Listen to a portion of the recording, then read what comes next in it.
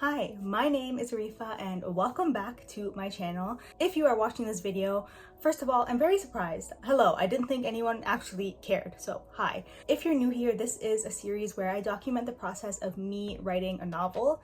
So the whole process of planning, outlining, writing, editing, and hopefully self-publishing. So if you're interested in keeping up with that journey, maybe follow me. That feels weird. I never ask people to follow me or like to subscribe. That felt really weird. And I hated that I said it, but I already said it, so I'm gonna keep it in the video. Before I get started, I just want to say a huge thank you to everybody who watched the last video, commented on the last video, you know, messaged me privately saying like, I'm here for you, I support you. It really means a lot to me. Your words of wisdom and your kindness, I really appreciate it so much. So thank you. Thank you so much. Why? Why do I always do weird things with my hands? What is it? Is my camera crooked? I think it is. Hello? Is that better? I don't know. I can't tell. Today, I wanted to talk about what I've done so far and some of the challenges that I've already faced in this beginning stage of creating this story, creating this novel. I already know a big challenge that I'm gonna face when filming these videos is not giving away too much of the plot. I mean, trust me, I wish I could sit here and just tell you from start to finish how I want this story to go and the plot points that I have. But that would be no fun, and that would kind of ruin the end product of an actual novel, you know? So I'm not gonna do that, but I really want to, and it's very hard not to. Firstly, I wanted to talk about where I got the idea for this novel, and I really wish I had more of an inspiring story to tell you, but I don't. This whole idea stemmed from actually a news article that I read about Guyana, and when I read this article, I was kind of just thinking, oh, like I wonder how would my life be affected by this if I was somebody who lived in Guyana? What would my life look like if this news story was taking place? Who would be in my family? Who are my friends? What's my life like? And then the whole story really snowballed from there. In terms of motivation, what actually motivated me to take this idea and force myself to write about it? I was reading the Henna Artist series at the time, and this is my proof. Okay, I have all 3 books right here. These books are amazing. The reason why they motivated me is because this series takes place largely in India. I mean, some of the other books take place in other countries, but there's dust all over them. For the most part, these books take place in India. And when I was reading about characters who looked like me, characters who ate the same food that I eat, characters who experience similar like family pressures, like cultural pressures, you know, all of that, I just felt so seen. And this is like one of the first times that I saw myself represented in a book that I was reading.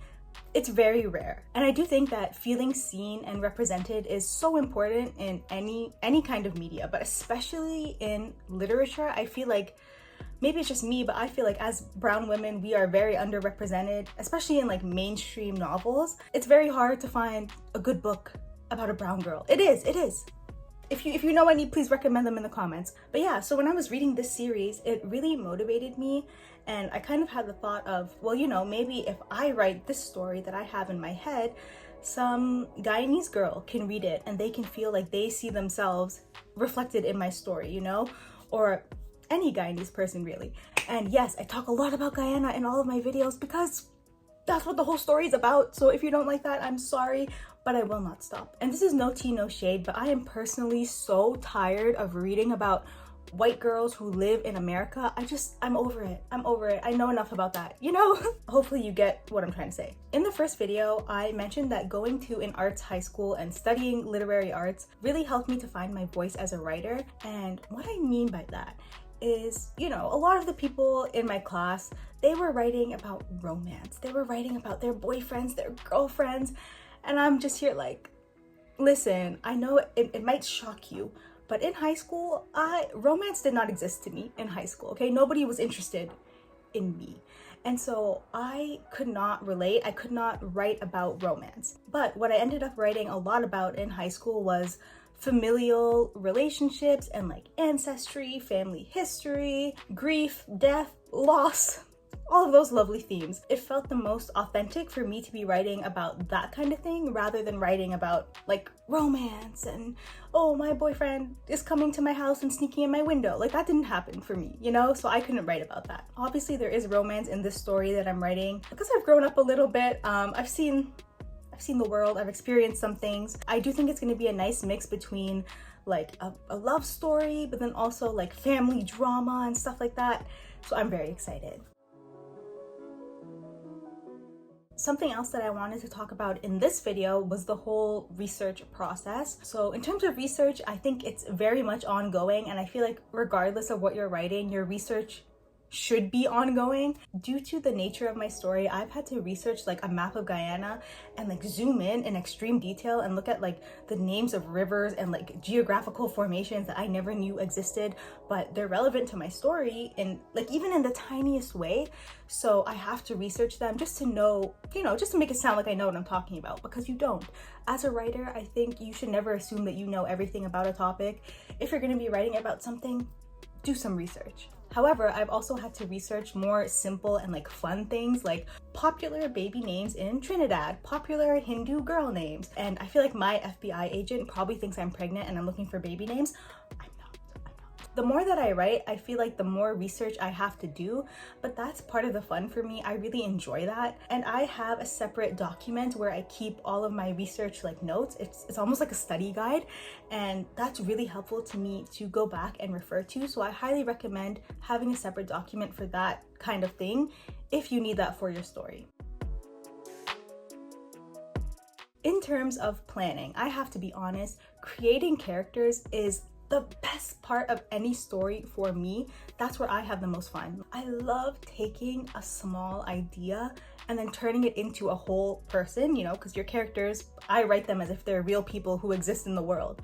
And that is the best part for me. That is so much fun. One of the first things I did to plan this story was I made a table in Google Docs, and I had the names of my main characters in the table, and then underneath I just wrote out like everything that I want them to be. So I wrote, for example, like their age range. Okay, this person is in between 23 and 25, and this person is in between 42 and 44. What they studied when they went to school, what kinds of things do they like, what do they not like, what makes them tick, what do they look for in their friendships, in their relationships, what's important to them, what do they value. And that's very, very fun for me, and I spent way too long on that. Way too long. It helps keep your character consistent throughout the whole text. Obviously, you do want character development to happen throughout the story, but at the end of the day, they're still the same person. I also have a document with all of the main plot points that I want to happen and like little sub points underneath. It's kind of like a storyboard, but less exciting and less visually appealing. So for example, let's say I was making one about my day. It would be like, wake up, eat breakfast, take a shower, go to the gym. What do I do at the end of the day? I don't know yet. And that just helps me keep track of where I am in the story, but it also makes it very easy to move things around. Like if I need to move this whole section closer to the top, it's very easy to do so. And again, it's just very useful. Now, let's get into some of the biggest challenges that I faced so far. The biggest problem that I have encountered and I'm still currently dealing with is the daunting task of choosing an ending. I don't know how people do this. I feel like some people, they just have it like right away and they know exactly what they want. I'm not like that. When I first started writing this story, I did not have a clear ending in mind.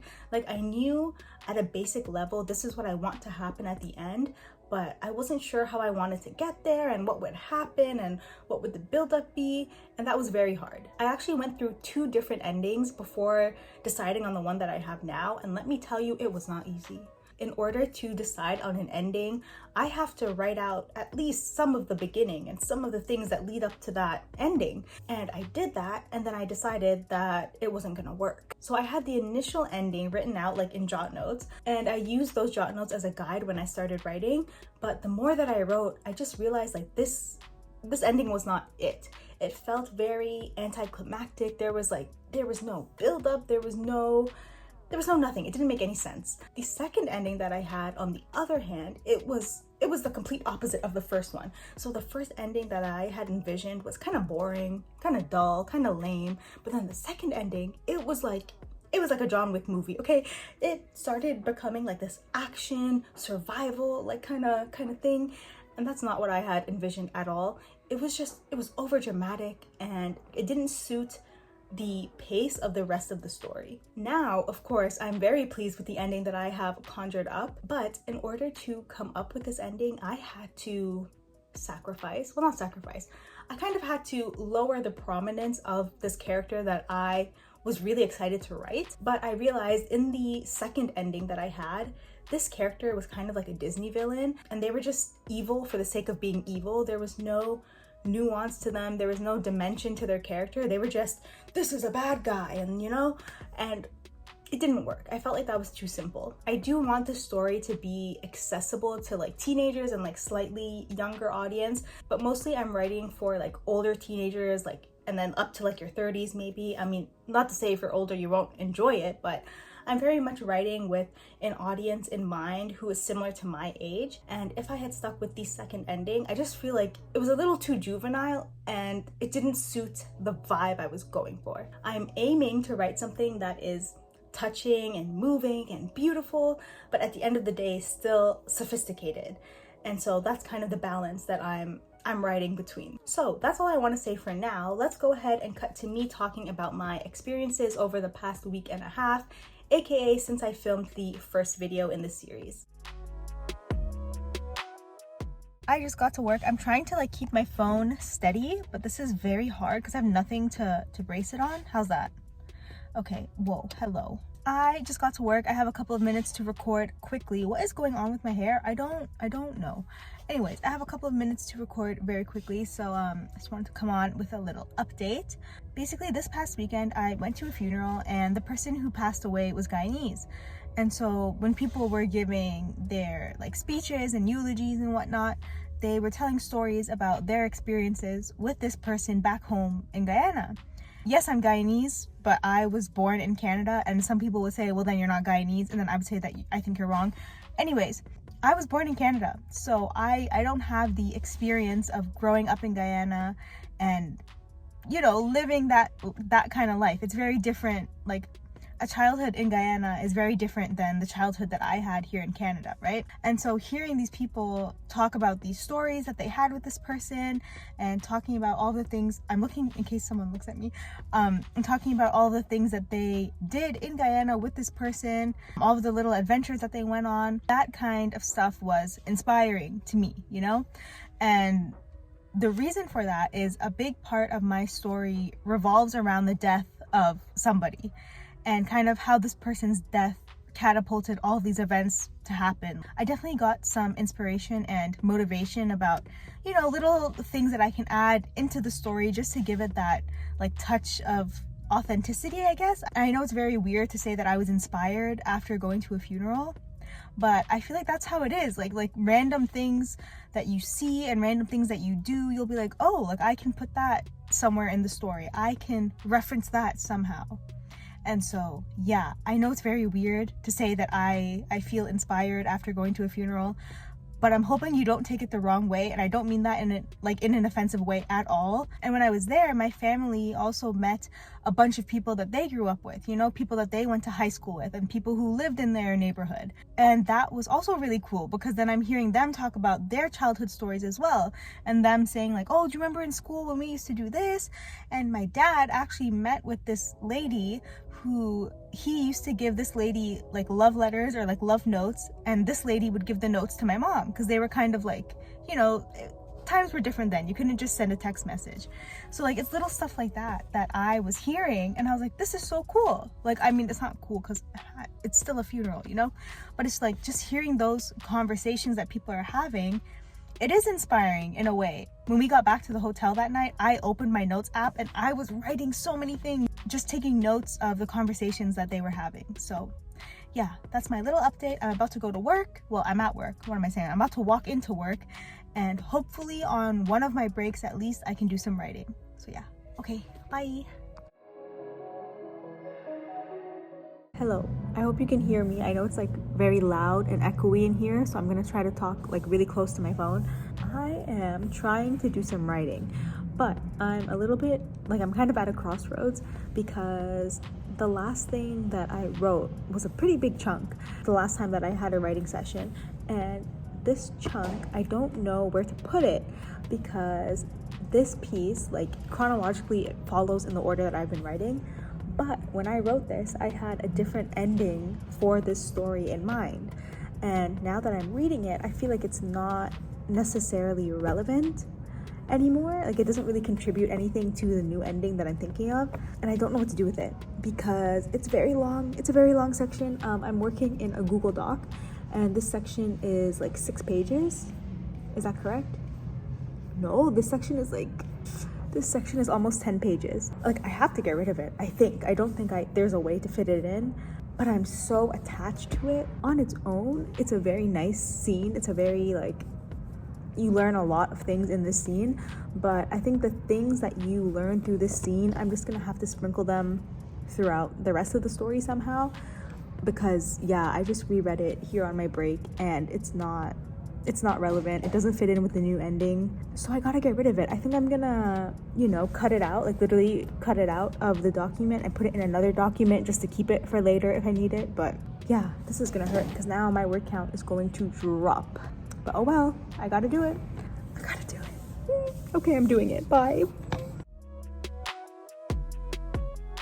That was my experience over the last few days. Just yesterday, I didn't get to record yesterday, so I thought I would just talk about it right now. Something that I am struggling with is keeping a good pace. Somebody had actually commented in the first video, something along the lines of, progress is not linear. You can't expect to accomplish so much every single day. And I know that in my rational brain, but then when I'm sitting here and it takes me like an hour to write 1 page, it's not very encouraging. But I know that's all part of the process. And that's what happened during my last writing session, which was 2 days ago. It took me 1 hour to write 1 page. 1 hour to write 1 page. A fly just unalived itself on my window, okay? It just like, ugh.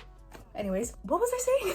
That was a very hard day because again, I was still deciding how to move on from getting rid of this one scene that I just was so attached to. And I think that's probably why it took me so long to make progress on that day. It was just hard, but I have to keep telling myself that, again, progress is not linear. I can't expect to just whip out 10 pages in 1 hour. I mean, sometimes that's possible, but other times that's just not how your brain is working. That's not how your fingers are typing. And I have to come to terms with the fact that that is okay. And that doesn't mean that I am failing. It just means that some days are a little slower than others, and that's fine. Oh, I wanted to give you a little updated word count. I'm pretty sure my word count has decreased since the last video. Hello, Google Docs, please load. Oh yeah, my word count went down. My word count in the previous video, I believe it was 23,600 and change. Today is Thursday, August 1st, 2024, and I have 22,400 words and change. So I went down almost, oh boy, I can't do math. Is that 1,000 words? Yeah, that's like about 1,000 words. I cut out about 1,000 words, and this is including me cutting out that scene and then also writing more. So you can tell that scene was a long one. That was a long scene. But it is what it is. Sometimes you gotta take a step back before you can take a step forward.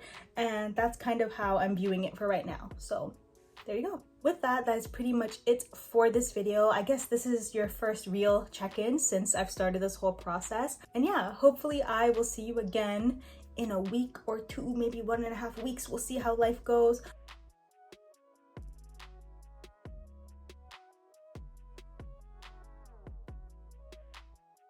Life is a little crazy right now, I'll say that. Lots of things are happening. We'll see. I'm gonna do what I can. I'm gonna write when I can because that's all we can really do, right? I'm ranting now, so I'm gonna stop talking. Thank you so much for watching and supporting, and I will see you next time. Bye!